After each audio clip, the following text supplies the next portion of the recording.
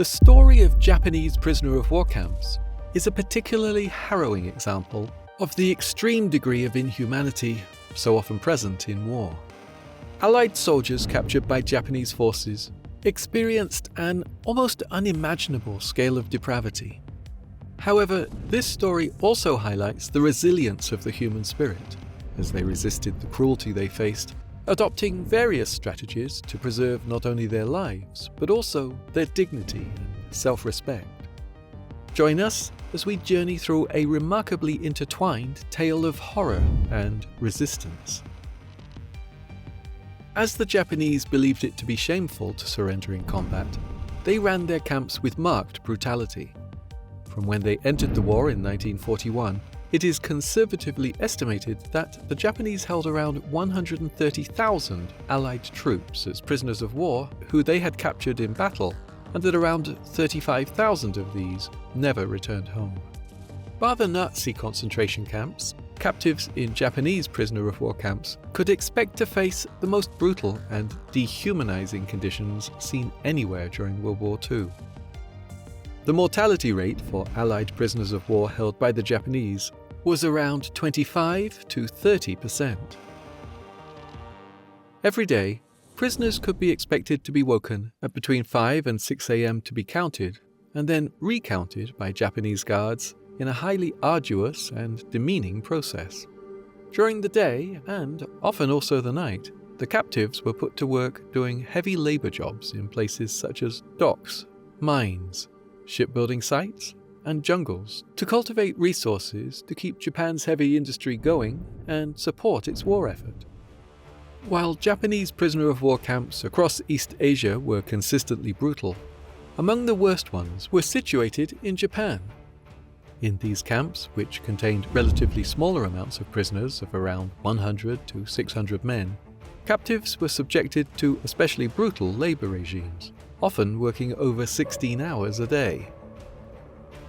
Injuries and death brought on by fatigue were commonplace in these camps, a problem which was exacerbated by the terrible diet fed to prisoners. Although a 1929 Geneva Convention article, relative to the treatment of prisoners of war, mandated that prisoners should be fed at least up to the same standards that the capturing nation fed its own soldiers, was signed in Japan, it was never ratified by them. This meant the rules were not binding for Japanese camps. In 1942, the Japanese government claimed that it would, more or less, honor the convention in its provision for the treatment of war prisoners. Instead, Japan flagrantly ignored the stipulations of the convention. As a result, men imprisoned in Japanese camps could expect a daily diet of just 1,000 to 1,500 calories, a tiny ration when bearing in mind the fact that they were expected to undertake arduous heavy manual labor for most hours of the day. Men in these camps often bore the resemblance of skeletons due to extreme weight loss. After a few months in the camps, the average weight of a soldier was just 110 pounds, or 49 kilograms. If a prisoner was thought to be too ill to work due to either sickness or injury, they were only fed half a ration of rice, containing just around 750 calories. This was done in the hope that it would motivate the men to get back to work. Somewhat predictably, however, this only served to increase instances of death among prisoners due to malnutrition and starvation. The small amounts of food that were served to them were often of terrible quality, rations of rice that were deemed not good enough to be fed to Japanese soldiers. These portions of rice often contained things such as broken glass, rat feces, worms, rocks, and mud. Prisoners used a slang term, happy feet, to describe the destruction of the nerves in one's feet, causing them to lose control of their movement, a frightening symptom of the severe malnutrition that was common among them. Taken together, the insufficient quantities of food and its poor quality represented a cocktail of death and disease for many. At its peak, the Oeyama prisoner of war camp in Japan reached levels of 100% morbidity, meaning that at one stage, every inhabitant was plagued with disease. While there are no reliable records for the number of deaths that occurred at Oeyama, a survivor's poem provides more than an insight into how prevalent mortality was. How many died, we do not know.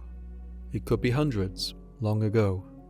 From stark starvation, fear and woe, in Aoyama prison, long ago. Thousands of Indian prisoners of war were imprisoned in New Guinea, an island off the coast of Australia. In 1946, after the war, the Times of India reported that a Japanese lieutenant, Hisata Tomiyasu, was found guilty of the murder of 14 Indian soldiers and of cannibalism. This was not because the lieutenant was starving, but rather because the taste of human flesh was seen by some Japanese officers as symbolic of war victory, an extreme example of the gross and unusual treatment of Japanese prisoners of war. Living quarters for prisoners were often squalid or simply non-existent, compounding the problem of disease. Once captives' military uniforms were worn out and degraded, they were not given clothes to wear. There was also no soap or hot water, meaning prisoners lived incredibly dirty and smelly lives. Mental illness was also, understandably, highly prevalent in Japanese camps. To demonstrate Asian superiority over whites, guards were instructed to humiliate prisoners and treat them like animals. Beatings and humiliation through stripping were common. This created a situation where prisoners lived in a constant state of terror and depression. Chinese-American artilleryman Eric Feng, who was held captive in a Japanese prisoner of war camp, stated that prisoners would often just start thinking about how depressing conditions were and how great it would be to be home again, not realizing that they had to get through this period of hell. Somewhere in between, they'd just not make it. In an analysis of the Niigata and Aoyama camps in Japan, medical scholars Charles G. Rowland and Harry S. Shannon have provided estimations of the incidences of illness and disease. Aoyama, which held 177 men, had 233 cases of vitamin deficiencies, 128 work-related injuries, and 87 neurological disorders over 12 months from August 1944 to August 1945. From September 1943 to August 1945 in Niigata, there were 341 vitamin deficiencies, 122 injuries, and 166 neurological disorders among a population of 448. Shockingly, these estimates are conservative, as prisoners were de-incentivized to report illnesses, as their food rations were halved if they could not work because they were receiving medical treatment. The figures also reveal that prisoners often had repeat illnesses, suggesting that they received improper medical treatment. Indeed, there was a near-complete lack of medical supplies, and camp doctors did not have the proper tools to perform surgery.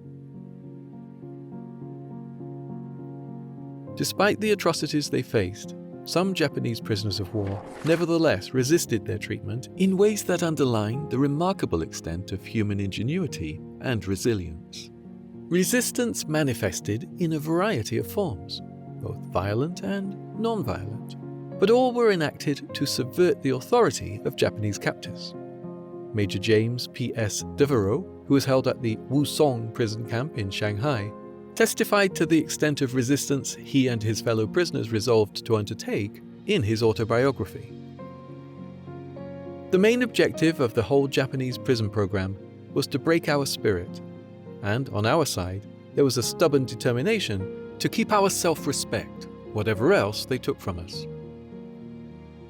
A tactic of humiliation employed by Japanese guards was requiring prisoners to salute them. If a prisoner did not do this, they could be subject to severe beatings and even execution. Often, Allied prisoners of war would maintain their military hierarchy in prison as a way to boost morale and organize resistance. Major Devereaux instructed his officers not to salute the Japanese troops, and they obliged, potentially risking their lives to maintain their dignity. For whatever reason, the Japanese colonel did not decide to punish the men, possibly out of begrudging respect for their bravery. Another form of resistance that was commonly enacted was stealing. For many Japanese prisoners of war, stealing was vital to survival. In the face of stark supplies of meals and medicine supplies, soldiers stole food and medical provisions from the Japanese, again, often risking being subject to gross physical forms of punishment. Often, what was stolen would be distributed equitably amongst prisoners to ensure mutual survival. It is this egalitarian camaraderie that played a vital role in ensuring there were not even more fatalities in the camps. Prisoners of war forced to work on what became known as the Death Railway, a railway joining Burma and Thailand, also adopted tactics of resistance. Over 100,000 Allied prisoners and Asian labourers died building it between 1942 and 1943, and it saw a mortality rate of around 50%. Despite their sorry predicament, many prisoners adopted sabotage as a method to get one over their captors. They placed makeshift devices made from rubbish and logs in an effort to derail passing Japanese trains, and buried logs, which would rot quickly, in landfills to support nearby roads used for transportation of Japanese supplies. Another, perhaps more unlikely form of resistance was humor. Imprisoned American soldiers were known to give their Japanese guards demeaning nicknames, such as Donald Duck, telling their oppressors that they were the names of revered Hollywood movie stars, much to the guards' naive delight and often the Americans' laughter. The story of Japanese prisoner of war camps, then, while providing a picture of the sheer organized inhumanity humans are capable of, also provides an insight into the strength of the human spirit. It is a marvel that those subjected to such barbarous acts were still able to enact resistance to their treatment. Just as we learn from the atrocities committed against them, there is also much to learn from their displays of courage, strength, and ingenuity.